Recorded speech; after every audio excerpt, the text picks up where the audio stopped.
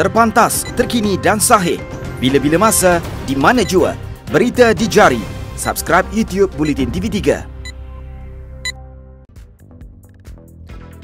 Anda menonton Buletin Pagi 17 Mei bersama saya Asrul Nizam Kadir. Tajuk utama pagi ini. Penduduk terjejas banjir kilat landa Perak dan Kedah.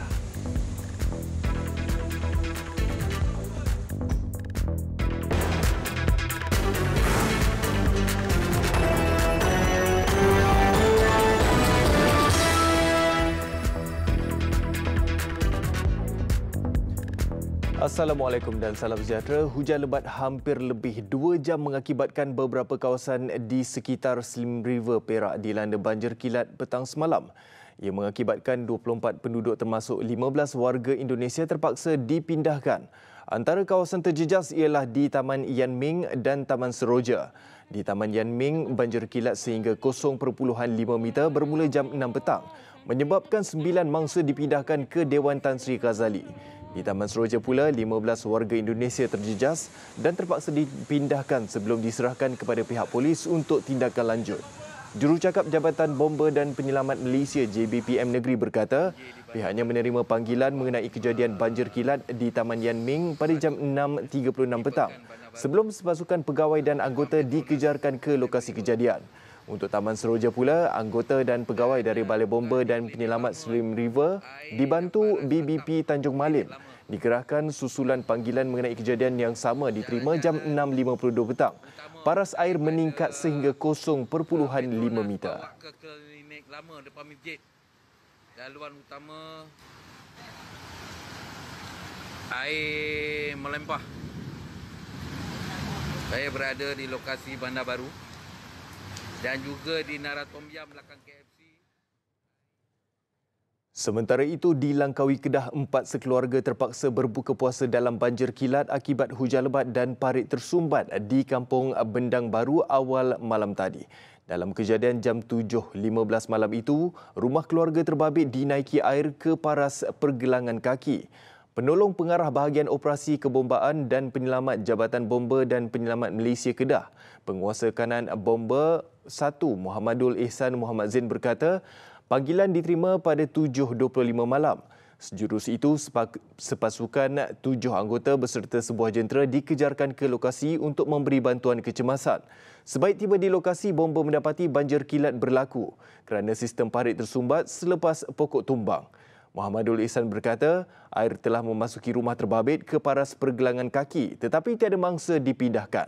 Anggota bomba kemudian memotong pokok menggunakan gergaji berantai dan mengalihkan untuk membuka laluan air sebelum surut. Operasi tamat pada jam 8.17 malam.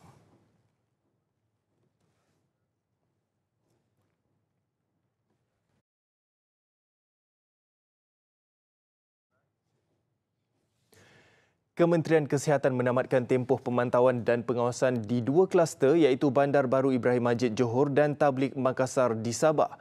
Ketua Pengarah Kesihatan Dato' Dr. Nur Hisham Abdullah berkata, keputusan itu dibuat selepas mendapati tiada kes baru dilaporkan dalam tempoh 28 hari di kedua-dua kluster terbabit.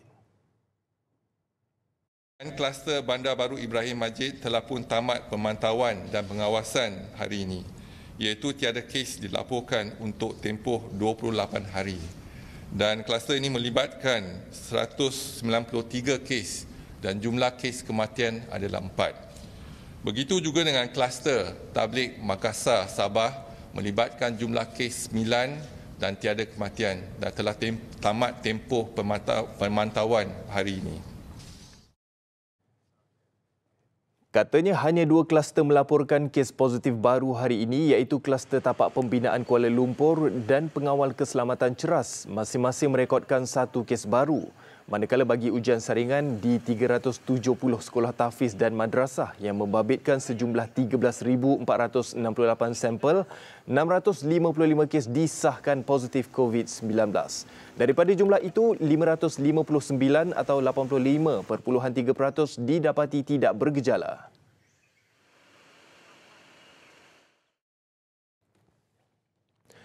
Dan dalam pada itu, tiada kes positif direkodkan setakat ini dalam kalangan ahli parlimen dan petugas parlimen yang menjalani ujian saringan COVID-19.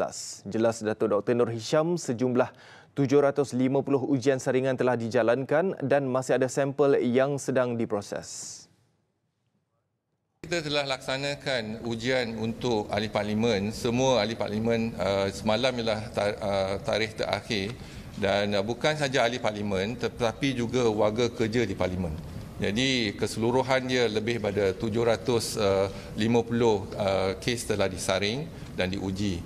Dan keputusan setakat ni tiada yang positif setakat ni. Jadi masih kita laksanakan untuk tempoh sehari dua lagi dan kita mungkin akan dimaklumkan pada esokkan hari baru kita dapat keputusan iaitu dalam tempoh 24 jam. Jadi setakat ni alhamdulillah tak ada kes yang didapati positif setakat ni. Beliau sebelum ini dilaporkan berkata semua wakil rakyat dan petugas pada persidangan Dewan Rakyat yang akan diadakan Isnin ini perlu menjalani ujian saringan COVID-19. Rabu lalu, pengurusan parlimen dengan bantuan pelbagai agensi berkaitan telah melaksanakan ujian saringan COVID-19 sebagai persiapan sebelum persidangan Dewan Rakyat Isnin ini. Walaupun persidangan hanya akan berlangsung sehari, pihak pengurusan telah mengambil tindakan sewajarnya untuk mematuhi prosedur operasi standard SOP yang digariskan oleh Kementerian Kesihatan Malaysia.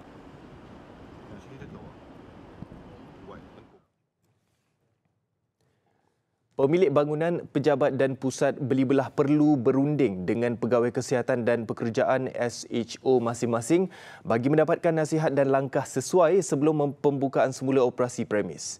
Pengerusi Ikatan Komuniti Selamat Tan Sri Lilam Tai berkata, tindakan itu perlu berikutan kualiti udara dalaman yang buruk dan tercemar disebabkan pengudaraan premis terkurung lebih 50 hari susulan pelaksanaan PKP sejak 18 Mac lalu. Beliau berkata perkara itu menjadi tanggungjawab majikan dan pemilik bangunan untuk mematuhi prosedur operasi standard SOP yang ditetapkan Kementerian Kesihatan. Ia berikutan orang ramai akan kembali bekerja selepas tempoh penguatkuasaan PKP. Jelasnya adalah menjadi keutamaan kepada pemilik premis untuk memastikan kualiti udara dalaman di pejabat dan tempat kerja selamat. Menurut beliau, keselamatan dan kesihatan pelanggan serta orang ramai harus diberi keutamaan dan dilindungi.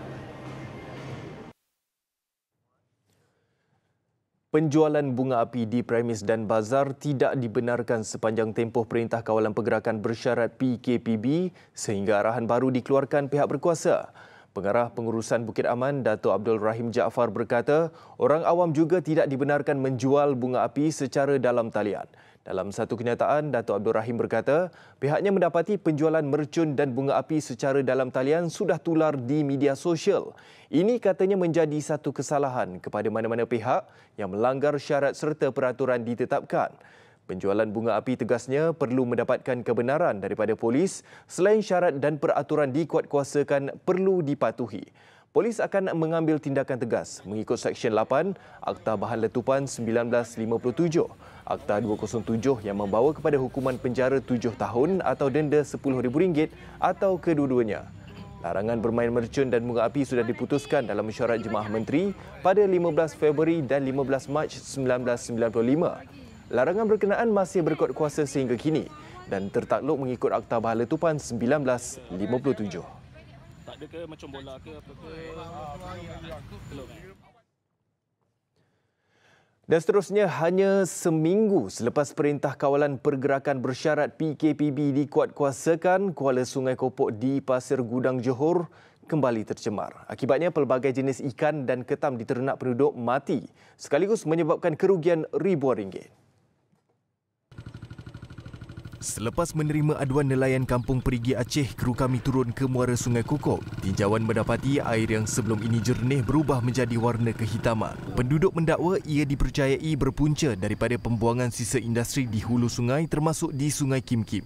Selepas sebahagian besar kilang diberikan kelonggaran, kembali beroperasi selepas tempoh PKP tamat. Mereka mendakwa air bertukar warna selain bau busuk terutama ketika air pasang.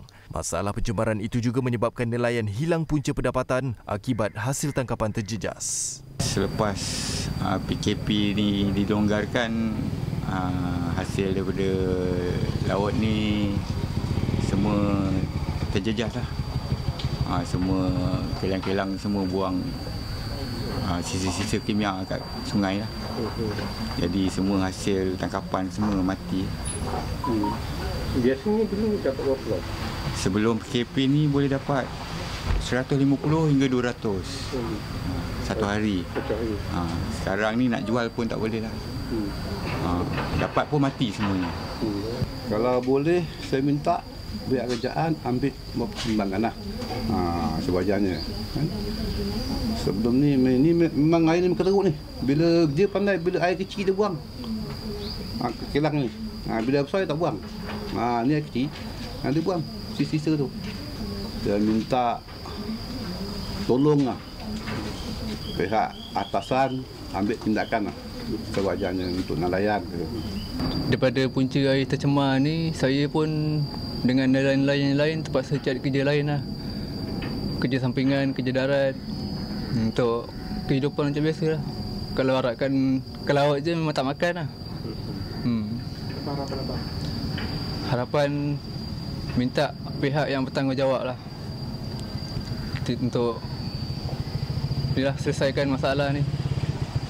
Sebab orang kampung dah tak boleh nak buat apa lagi dah. Justru penduduk mendesak agar tindakan segera diambil bagi mengelak kejadian pencemaran Sungai Kim Kim daripada berulang. Pengarah Jabatan Alam Sekitar Johor, Muhammad Fahmi Yusof, bagaimanapun gagal dihubungi untuk ulasan. Pencemaran sisa kimia di Sungai Kim Kim sebelum ini menjejaskan kira-kira 6,000 penduduk, termasuk pelajar di 111 sebuah sekolah di Pasir Gudang yang diarahkan ditutup.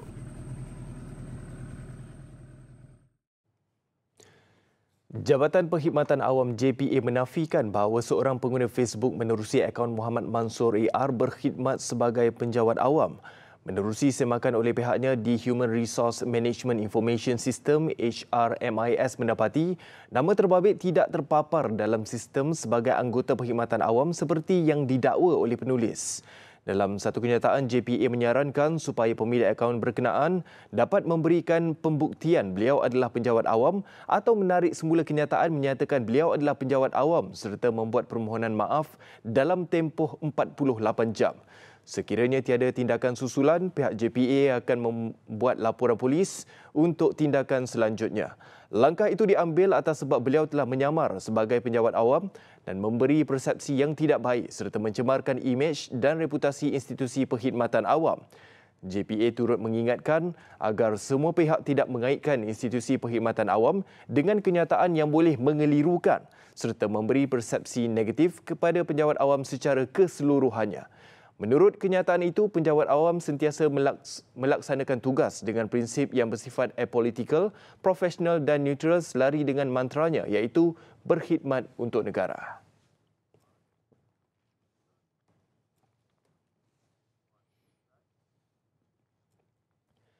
Permintaan yang tinggi terhadap telur ayam grade A menyebabkan bekalan itu sukar didapati di Perlis. Bekalan telur ayam bagi grade A dan AA dikatakan sudah terhad sejak awal Ramadan lalu. Tinjauan di beberapa kedai runcit di Kangar Perlis mendapati hanya telur ayam grade B, C dan D yang ada di pasaran. Susah sebab grade besar payah dapat. Kalau grade kecil tu banyaklah. Bulan puasa, pertengahan bulan puasa. Kadang harga dia tak sama. Kadang ayah pun banyak cari kat Facebook wah. Dia pergi hantar kedai. Sementara itu, pemborong utama telur ayam di Perlis, Siah Chong Ji berkata, dia memperoleh bekalan telur bagi grade A sebanyak 1,500 papan untuk tempoh seminggu. Namun masih tidak cukup untuk menampung permintaan telur bagi grade itu yang meningkat sekali ganda. Bagi telur ayam grade B, dia memperoleh bekalan sebanyak 4,000 papan dalam seminggu, manakala 1,000 papan lagi bagi grade C dan 300 papan bagi grade D. Memang nak dekat ayah tu bulan puasa dia boleh kurang sikit lah. Orang beli semua A dengan double A saja. Kecil kurang tu. Lah ni A yang semua buat nasi atau buat kuih dengan tu mutapak. Mutapak dia pakai besar tu. Katanya harga telur ayam grade AA dijual pada harga RM12.60 sepapan, manakala RM12 sepapan bagi grade A. Bagi grade B, C dan D, telur ayam dijual antara RM9 hingga RM11 sepapan.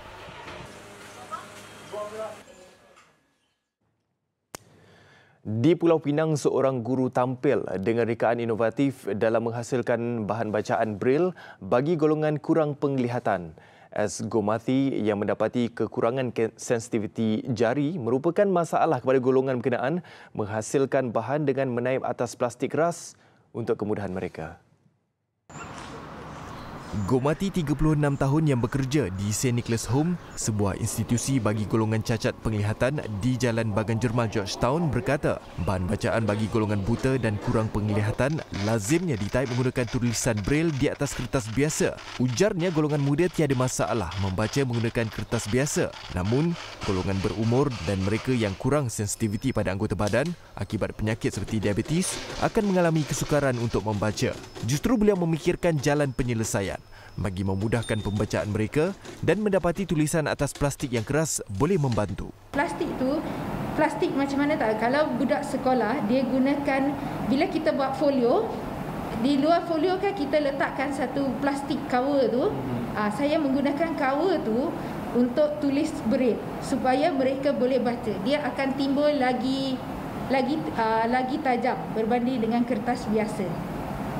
Tapi dia tak boleh menggunakan teknologi yang terkini, iaitu kita tulis guna komputer, lepas tu kita print out. Dia tak boleh guna. Kita terpaksa menggunakan manual untuk menulisnya. Jelasnya beliau mengambil inisiatif itu kerana beliau sendiri mengalami kekurangan penglihatan, memahami kesukaran dihadapi golongan terbabit. Cabarannya, kata beliau, menaip selama beberapa jam secara manual bagi melengkapkan sebuah buku. Beliau telah menghasilkan 300 buku akademik dan buku cerita dalam tempoh 7 tahun bekerja di institusi berkenaan. Namun, ia masih belum dibuat dalam cara baru dicipta beliau kerana kekangan keuangan. Besar impaknya. Selepas hasilnya, pantas menampilkan prosiding ini secara dan keuangan maya. Berita di jari. Subscribe YouTube Bulletin TV3. Baiklah, sekiranya anda mempunyai sebarang aduan atau masalah yang ingin dikongsikan, email kami ke news@tv3.com.my. Dengan itu, sekian paparan Bulletin Pagi. Saya Asrul Nizam Kadir. Salam hormat dan Assalamualaikum.